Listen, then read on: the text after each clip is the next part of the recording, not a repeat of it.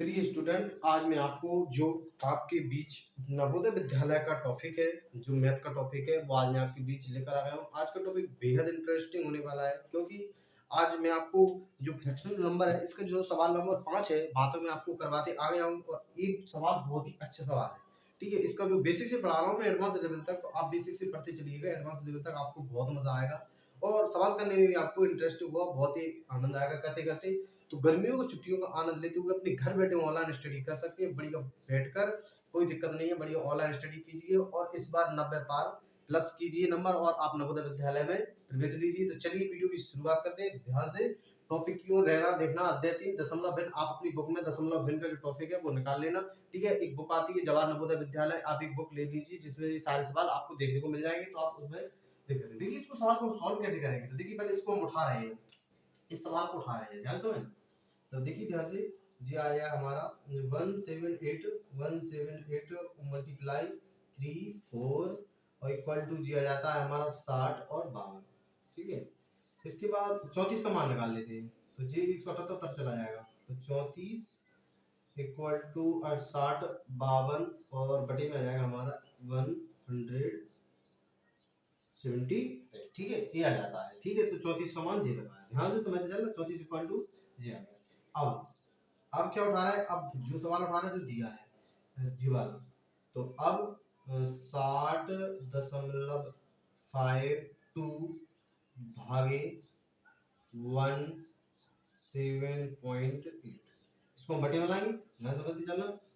तो जो आएगा हमारा 60.52 और बटे में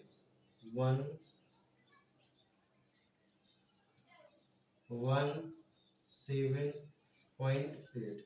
देखिए दो जीरो, दो दो दशमलव के बाद दो, दशमलव का दो अंक, तो यहाँ पर दो जीरो आ जाएंगे, यहाँ पर दशमलव के बाद एक अंक, तो यहाँ पर एक जीरो चला जाएगा। समझ रहे हो मैं क्या बोल रहा हूँ, ऐसा कर लीजिए आप, तो आपको समझ में क्लियर आएगा।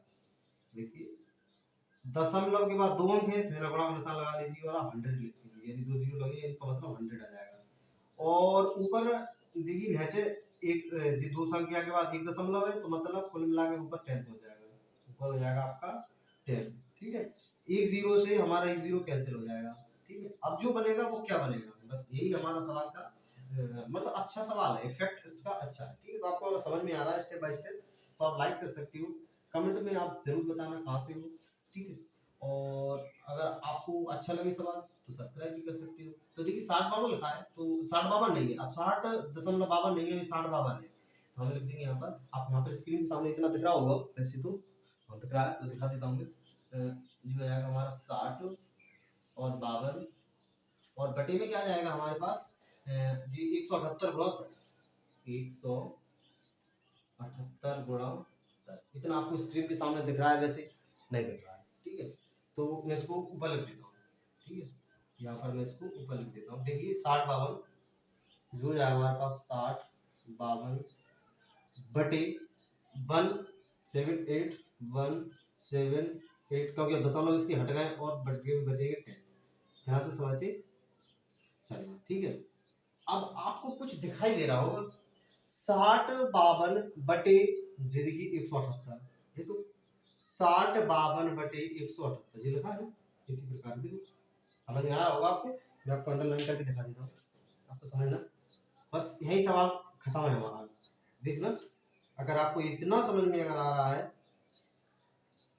तो आपको क्लियर है। देखो 60 52 देखो जी लिखा, देखो वही बात जी लिखी है, सेम लिखा है सेम, ठीक है, जी बात सेम लिखी है। तो इसकी जगह, पूरी इसकी जगह जी लगा ना, इसी की जगह हम कितना लिख देंगे 34, यानी 34 लिख देंगे।